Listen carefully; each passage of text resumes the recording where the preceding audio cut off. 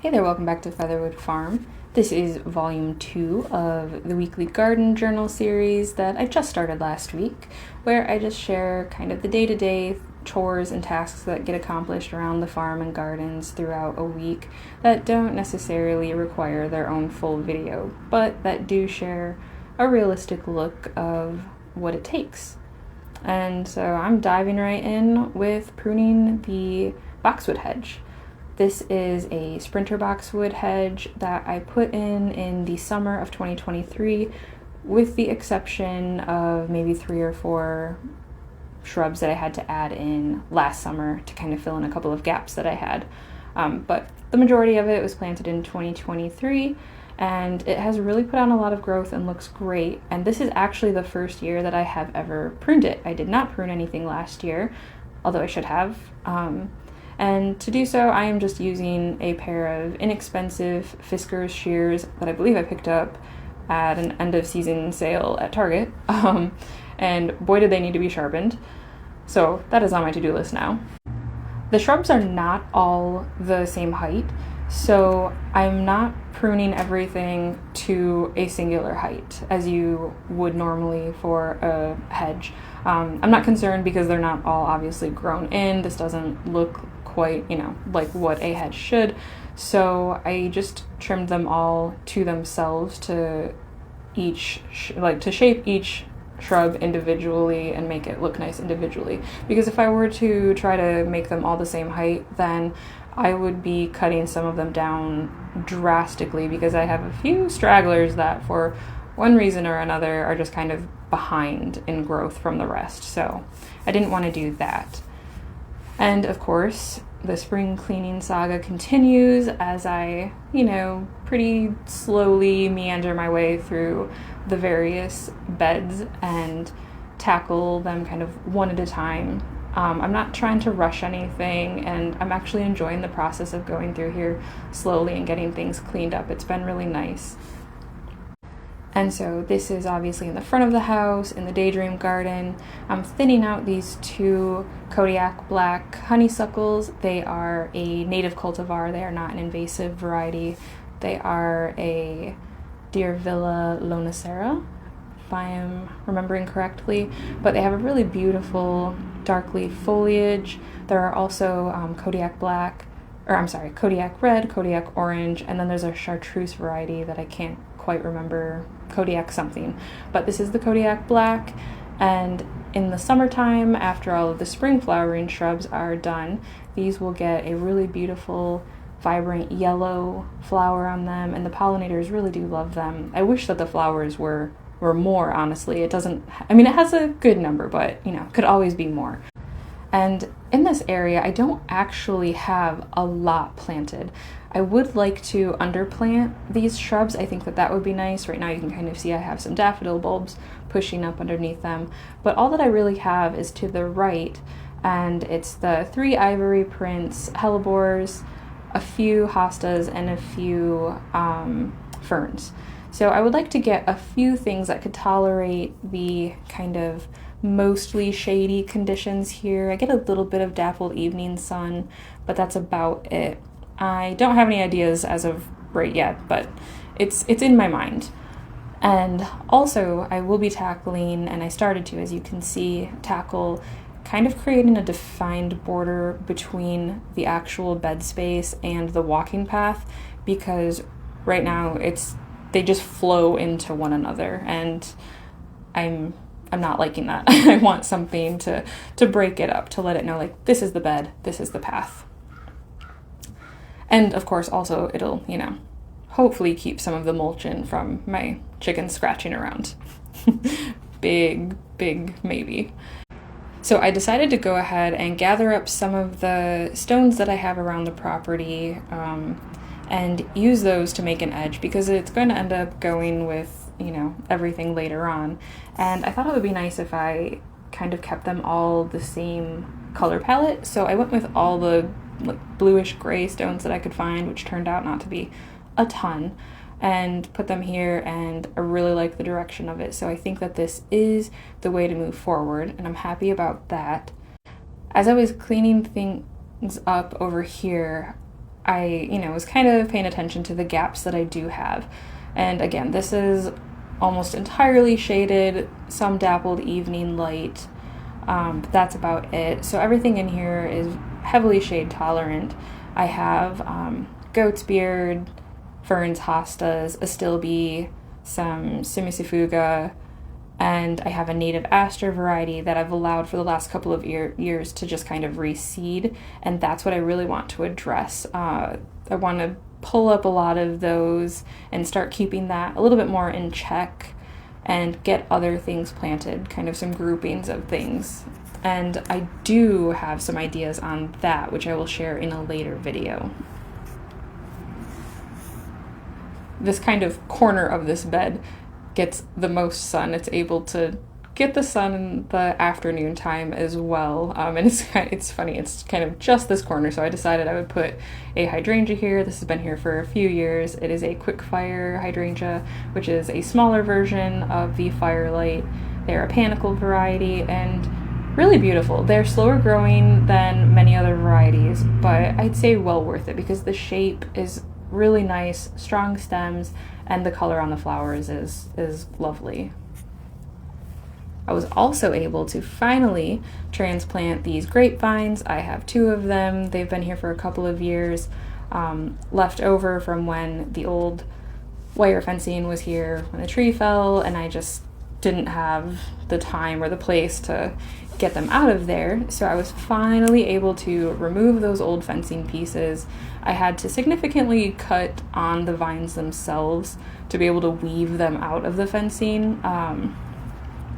But I don't foresee that being an issue, and get them into the orchard now because I have finally finished the gate here, as you can kind of see, and I'll share a photo of it as well.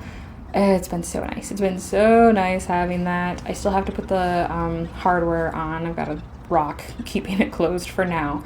But yes, it's definitely going to be a game changer. And all of the fencing is attached and secure, so deer can no longer get in here. I don't have to worry about that.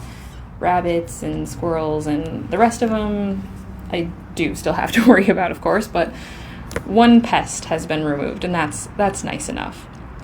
I don't actually remember the variety of these grapevines. These would have been another kind of end of season clearance. I think I got them for like $3 maybe.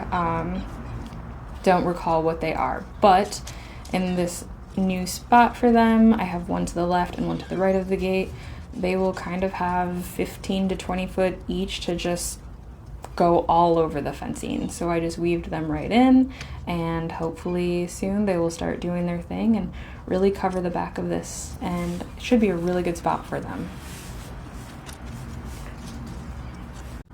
I would definitely say that the redbud garden is my largest kind of perennial mixed border garden, and so it takes the most time to clean up, and I did not do it all in like this one sitting. I just kind of did a section of it, and lots of grasses and perennials to be cut back, but I feel like significantly less weeds had to be removed this year, and doesn't that just feel nice when you know that you're finally like winning the battle? Again, I shouldn't even say that. It's not winning a battle, but seeing the reduction in there, it's nice.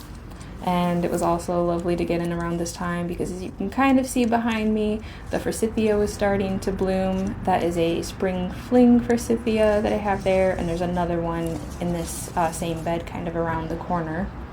And the 9-barks were also just starting to push out their really colorful pokes of leaves.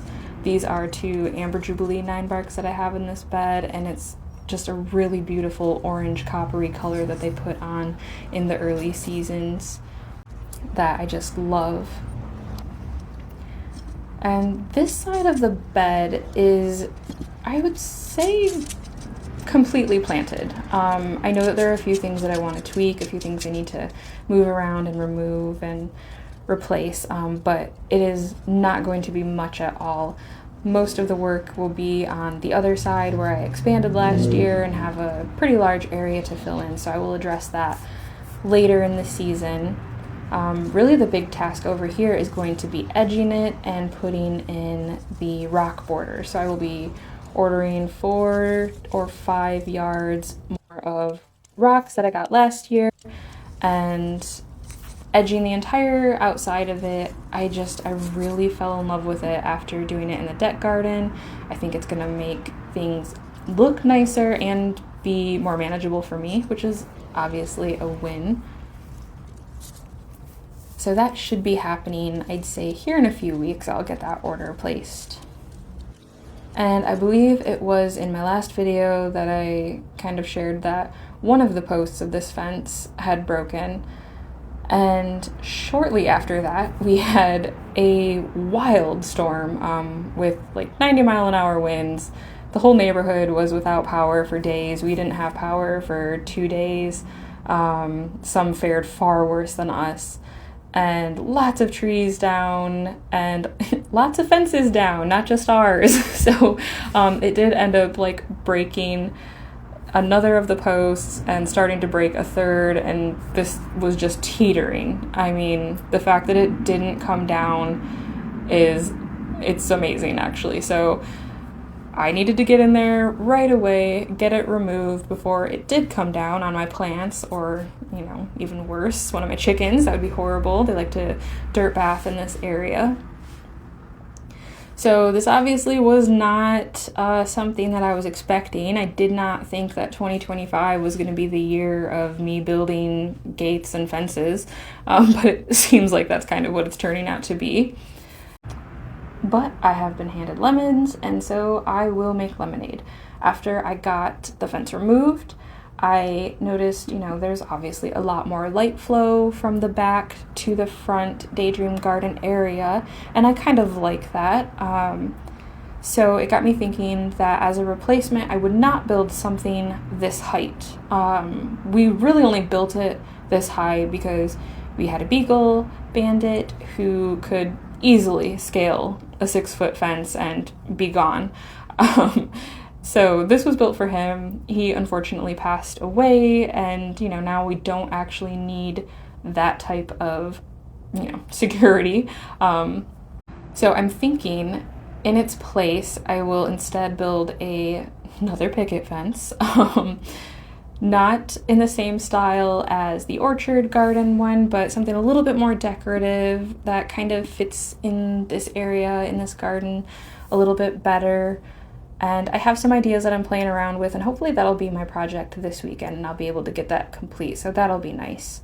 I am grateful, however, that I didn't put that gate in here that I should have done last year, because if I had, it would either have fallen down or wouldn't match the, you know, it would be too big for this new fence that I have to build or something. So my procrastination paid off in this instance. There are still some broken posts on the remainder of this privacy fence, which I obviously will have to address. I'm planning on just like reinforcing it. I don't think I'll have to replace anything. I don't want to have to obviously rebuild this entire fence. That would be totally wild, but, you know, Mother Nature might have other plans. There might be another tree that falls on it, or more crazy windstorms that bring it down. You just never know.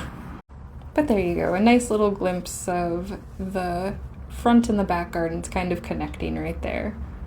And I would like to thank you for joining me in this video today, and I will see you in the next one.